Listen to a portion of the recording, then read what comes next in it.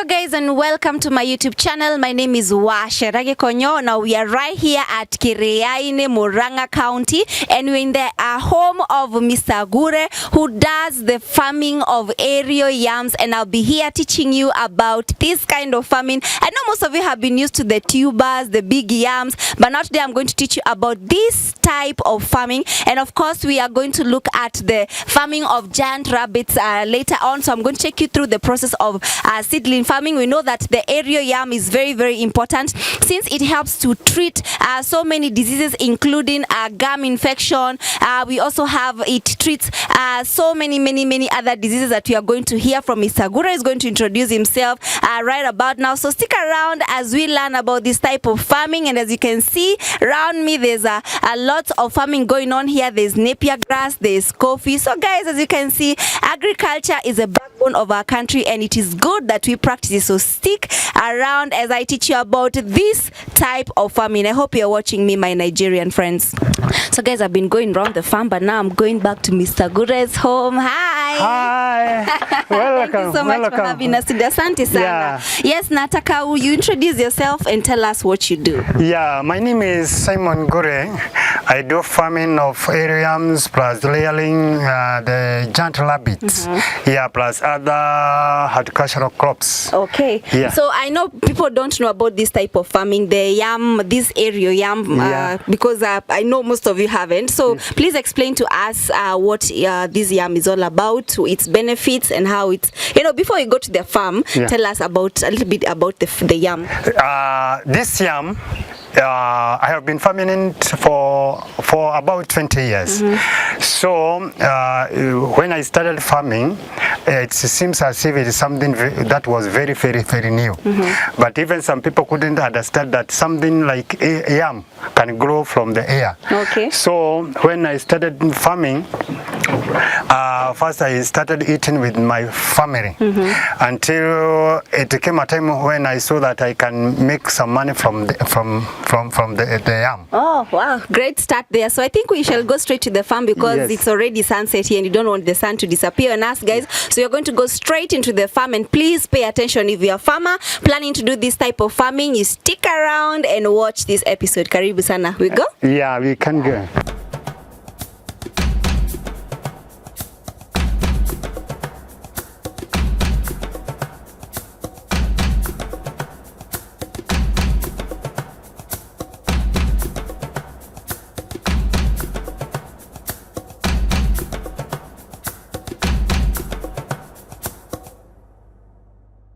So guys, we're already here at the farm, and of course I said that you're going to look at the process of seedling farming. So Mr. Ngure, maybe you can start by telling us the process of seedling farming. Maybe you can demonstrate to the audience what exactly happens when you want to do this type of farming.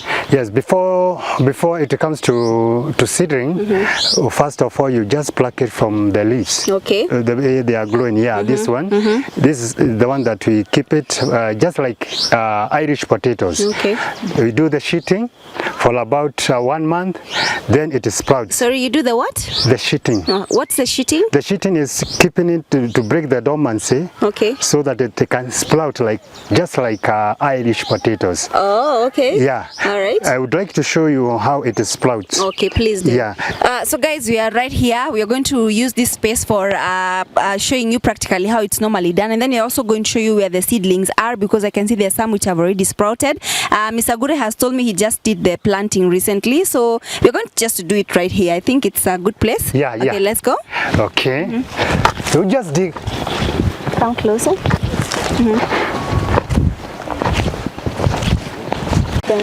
Yeah. So at least how much should I put? Just even if it is a debe, you can feed it. So explain. Yeah. Once you can see we use this rabbit manure because it is the best. Once you put it in your shamba, your shamba shall be always green. And something else, that your shamba will need no fertilizer. You need no fertilizer. Oh, this is pure organic. Yeah, we do organic farming. Then after putting one dembe, I put all of it. Yes, you put all of it.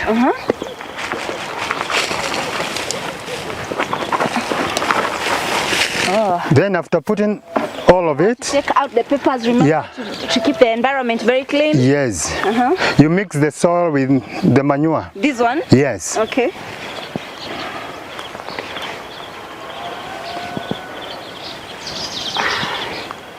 All of it. What you're going to do is just don't completely fill the hole. Okay. Yeah. So I take out a little bit of manure. Yeah, not necessarily. Just add some soil. Add some soil. Yeah. Okay. There you go. You see, that is a very fertile ground. Yeah. Yes. See how it looks like?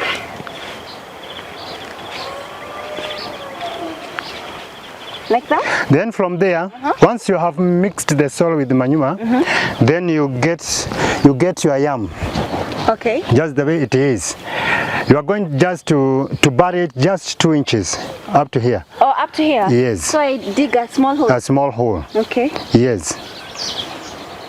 Just like that. Like that? Yeah. Then I put it Yes. just to cover You cover it. You cover it. just this part, huh? Yeah. Like that? You add some more. Okay. Yeah, like that. Okay. Then from there you just put some water if it is not raining. Okay. After that, after you have put that, it will move very fast. Okay. It will move very fast. Yeah, but in Kenya, in Nyeri right now, it's the rainy season. Yeah, right? you don't. So you don't have to add more water, and plus the soil is already moist, so you don't Yes. really need to add water right now. But it's very important to remember to always water your plant. So that's basically how it is. So how long does it take to grow? Then from there, you must have somewhere that it will have to climb. You can see we have. Oh yeah. We have these. These are for the last season. As you can, they have withered, they have dried. It is for the last season. Okay. So once it dries, it will have to sprout from the ground once again. Oh really? Yeah. Wait, I didn't get about the part of the drying. What did you say exactly? It was like that one. Okay. So after harvesting, it will all wither. Oh, so they don't like resprout again. It will- As soon as the first harvesting is done, the plant just dries. It dries. Okay. That is, you start harvesting from the 5.5 months. Okay. Because maturity starts as 5.5 months. Then you are going to harvest it for about 4.5 months. That equals to 11 months. Okay. Then after 11 months, all these leaves you are seeing that they are green, they are all going to dry like this. All right. Then once you see they have dried, you don't have to worry. Okay. You don't have to worry. All right. Because right there at the stem, you can see this one has sprouted. Yeah, already. So they resprout again, like Yes, from the bottom. From the bottom. Okay. That seed that you have seen that we have planted Will resprout. So you don't have to do the planting again. No. Oh wow. So let me ask, this seedling that you've already planted, how many yams do you get from one seedling? In one seedling, a well-fed one, you can get 20 kg of. Really? Yes. 20 kgs? Yes. How many fruits are those approximately? Approximately, it depends with size.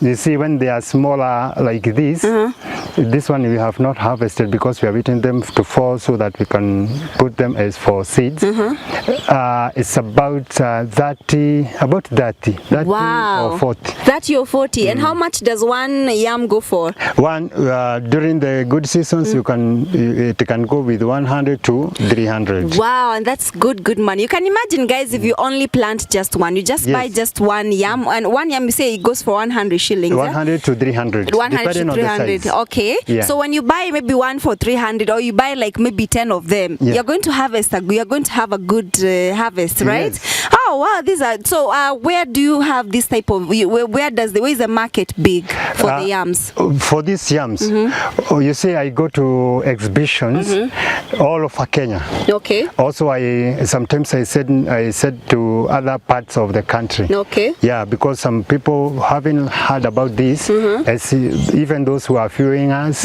I know they are going to ask for them. So we said to them. Oh, All right. So which countries exactly? Maybe you can mention just one or two. In Uganda and Tanzania. Okay. Yeah, And because we have been having some challenges selling overseas because of some technicalities. Okay, but if somebody ordered from overseas, you would get it to them. They can get it. Okay. Yes. All right. So maybe I can ask about the leaves. Are they useful in any way?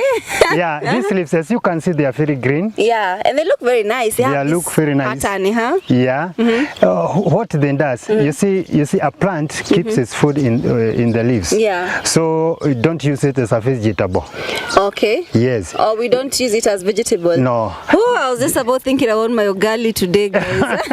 You see, they are a little bit handy. Yeah, exactly. They're a little bit handy. Yeah.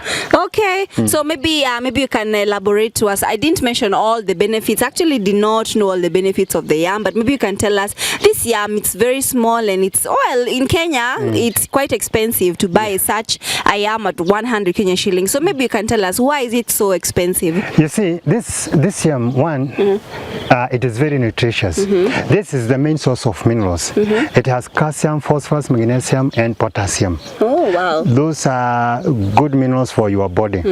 Something else, you see, it boosts your memory. Those who have weak bones. Okay, like arthritis, bipolar. It really helps. Huh? Yeah. Oh, okay. So do you like boil them or you just eat them?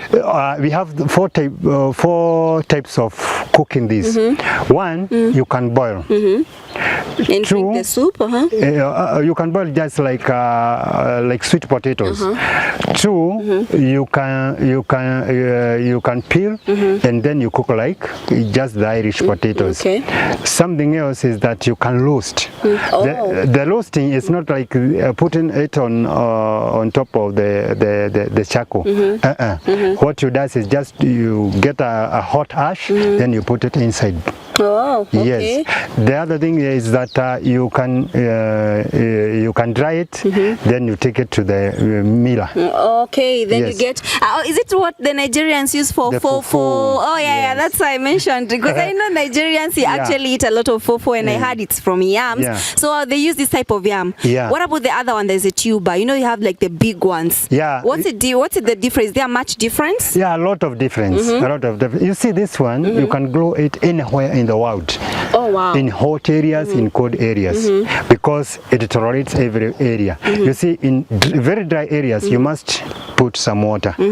Where there is a lot of rain, it does very well. Okay. It does very well. Yes. Okay. Something else. The maturity period, it is not like the ground one. The ground one. This one grows very fast. Oh wow! Yeah. So how many acres do you have of this of the yams? As you can see, my shamba is not all that big.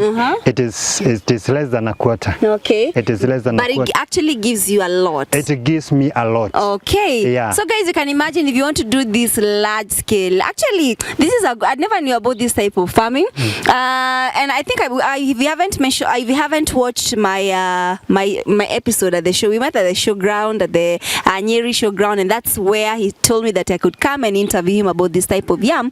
Okay, so generally, maybe do you have organizations that you know maybe like help with the exporting and stuff here in Nyeri? No, I don't have, but I'm on the way looking for one, because you see we have some people who are requesting us to sell to overseas. Okay. So we are in that program of trying to organize one or two things. Okay, then approximately overseas, how much does one go for? If at all it's 100 shillings, if you sell it probably in a place like in Australia or in the UK, how much can you sell it for there?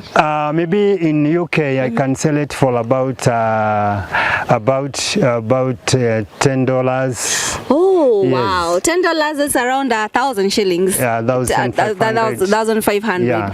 Oh wow. Okay, so you mentioned that the soil should be moist. Yeah. And red soil, cotton soil. You know the different types of soil. It has no limit. It has no climatic condition. Okay. Whether it is soil or for the climate. Okay. Whether it is red soil, black soil, anywhere. All right. Yes. So maybe you can show us how did you just put some posts and that's So it? the first thing you need to do is that once you plant that seed, you must have a source of water. If you don't have water, Okay. something else that you must have these poles. You can see this pole. You just plant a pole, then you get, instead of putting, you can see I have put some wire.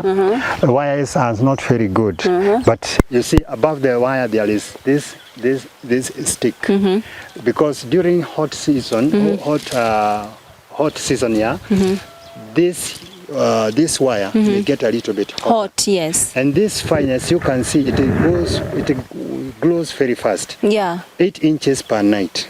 Wow. So in that fastness, you see when it is hot, it will make it a little bit. What do you call it? It will maybe wither something to dry up. Yeah.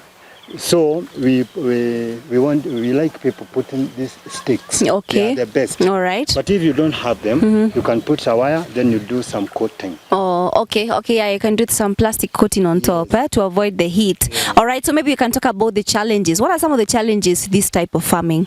The challenges of this farm or this farming, one, as I have said earlier, you must have water. If you don't have water, it will not work well.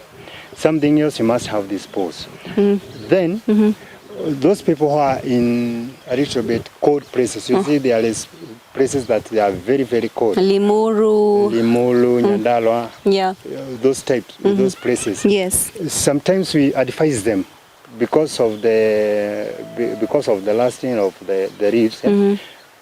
You can use those whatever we call, because of the what do you call it? You can spray some chemicals. Oh, some pesticides. Not pesticides. We used it for the codes. Oh well. We call it. It is. I'm going. It's okay. We'll just get the name. Instead of using chemicals, that's why I was coming. We use cow milk. Okay. Oh, cow milk. Cow milk is good for powder medio late blight. I was coming late or early blight. Well, how exactly do you do it? Because this is a lot. This we are encouraging farmers not to use too much chemicals in the farming. That's why we are advocating for organic farming. You see, for blight, you use cow milk, the fresh milk. You see, you put 1 liter of cow milk, you mix it with the 5 liters of water. Okay. Yes. Then from there, you are going to spray it when the sun is on high. Okay. When it has no dew. All right. Okay. So it can stick. You can spray your vegetables. You can spray yams. You can spray onions. You can spray gourgets.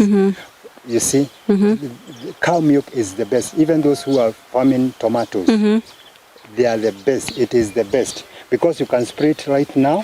After 4 hours, you can keep it for food, or you can go and cook. Instead of using the chemicals, because some chemicals you take about 14 or 7 days. But this you spray in the morning, and in the evening you can. Oh wow! Vegetable. Okay. So I normally use cow milk for the blight. You see, this place, sometimes you can see mist falling here. Yeah, I'm pretty sure this place is really cold. It's very cold. Because there's a Chinga Dam right here. Chinga Dam is over there. This area, you see this place you are. We call it Baine. Baine is to say very cold. Very cold. Oh wow! In the morning, you must put heavy. Oh, yes. We must wear heavy clothes. Yeah. Wow. So I normally use cow milk. So I have no business with chemicals. Wow, that's great. Actually, if you haven't watched my farming for what do you call them? Soja flies. We did it recently. Yeah, black soja fly. Thank you so much, Simon, for helping me. Yeah, black soja fly, which is also another type of organic farming where farmers will actually use the flies for farming. So let us embrace organic farming because we know that there's a high rate of cancer. So farmers out there, when you're selling us the food, please try and use organic type of farming, right? And this is one advice that we are being told. So maybe the pests, you can talk about the pests, maybe the pests. The pests. Wadudu. Okay. It has no much pests, as you can see. You can see that from the leaves. So it is not infected by pests. But once you see the pests, you can use some organic pesticides. Okay. Instead of using the chemicals. All right. Yes. So when I plant a huge yam, I'm going to get huge yams. If I plant a small one, I'm going to get a small yams. That's a very, very good question. It's because some people always ask, can the bigger one be sliced so that I can plant many? So I tell them no. Even potatoes, sometimes people slash it into pieces so that they can plant many, but that is not good. Okay. What we does, can you demonstrate? Yeah, sure, no problem. You have all the time. As you can see, this one. Yes. This one. Yeah. Okay. As you can see, this one, it has some sprouting stems. Yeah. The bigger it is, the more the stems. As you can see, we have some two here. Yeah, exactly. Another one here, and this one. That equals 4 stems. Wow. The bigger, the more the stems. The stems. The smaller, it's not going to get. It will give you just one. Because of the space. Yeah. It will give you just one stem. So the bigger it is, the better. The smaller the yam. The smaller the yam, the smaller the harvest. I think even like growing the big ones is more economical than growing the small ones, because this ones you're just going to buy one for 300, then it's going to give you like 4. Yeah. This one you have to buy so many for you to get so many stems. Oh, so I think it's more economical to buy this one, guys. Same time, you see, just the hole that you are going to use to plant these. It is just the one that you are going to use this. Oh, it's the same soil, same manure. The same manure, the same area. So this one will sprout many.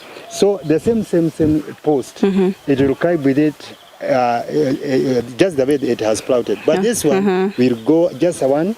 Oh, okay. Yeah. So after we harvest, how do you store them? Storage of this, it can go even 6 months. Wow. The storage is very, very, very good because, by the way, it does not get destroyed. It's non-perishable. It does not perish. What it does is just going to sprout. You see, it is not like in this, what we call them, warus, Irish potatoes. Irish potatoes, yeah. Irish potatoes, once it gets about 3 months, 2 months, it is going to shrink. Yeah, it's going to turn black. Yes. Yeah. And you cannot be able to cook it. Yes. But this one, even if you have seen it, it has sprouted, you want to take it you want to cook it, you are going just to come with your knife and remove this and this. Then and still be fresh. Oh, wow. What about nutrition for babies? When I get the flour, can I cook porridge for my baby? Is it too strong for babies? Every child who is under 5 years, whenever he uses this porridge or he or she eats this yam. Oh, it's good I asked that, because I'm sure there's a mother there who was planning to take them to the posho meal, but as you have had less than 5 years, should not eat such. No. Those children who are under 5 years, once they eat this, they cannot be they cannot get measles. Oh, it's an immunity. I almost misguided you guys. I'm sorry. So, if not only for the children, even for the aged. Wow. Even for the aged, because of their bones and whatever. It is something very good. We normally say, just boil in the morning, eat one, and that day you'll feel as if you have eaten something let me not say meat. You feel that you are eating something very delicious. Oh wow, and then plus the energy and stuff. Oh wow. Yeah. Then when you grow it, does it do well with other crops? Does it harm other crops? Because you see that there are other crops you grow with others and then they take the nutrients and stuff. So I can see you're also doing collard greens here. You're also doing I can see Irish potatoes there, right? Yeah. So does it like really take the nutrients from other plants, or is safe? It is safe. As you can see here, these are the last season yam. It has dried. But you can see these scales.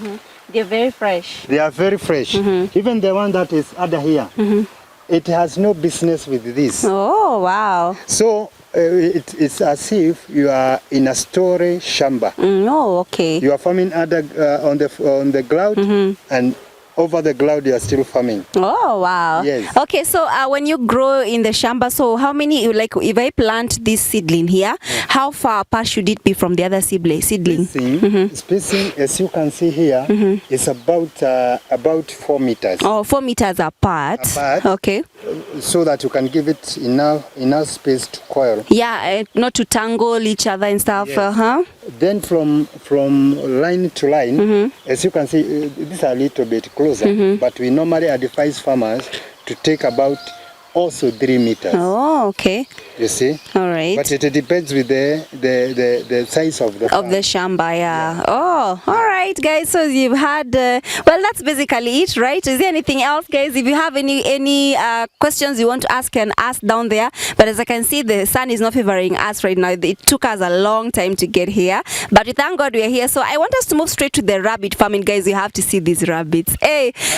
We also have what we call these climbing beans. As you can see they are there. Okay. But it will depend whether you want to. Let us first of all show you the rabbits, and then we can maybe come close to the. We can come to the beans. Okay, so basically that's it about the aerial yam farming. So guys, make sure that you get this type of yam, as you have heard, is very nutritious and also medicinal. What about diabetes people? Do they? It's very good. It's very good. Oh, okay. Yeah. So I see, guys. Let us turn to this type of healing. Let us not turn to medicine and using chemicals and stuff. Let us use the natural way of healing, because it is given to us by God. And if we plant this and if we eat healthily, we are going to get better.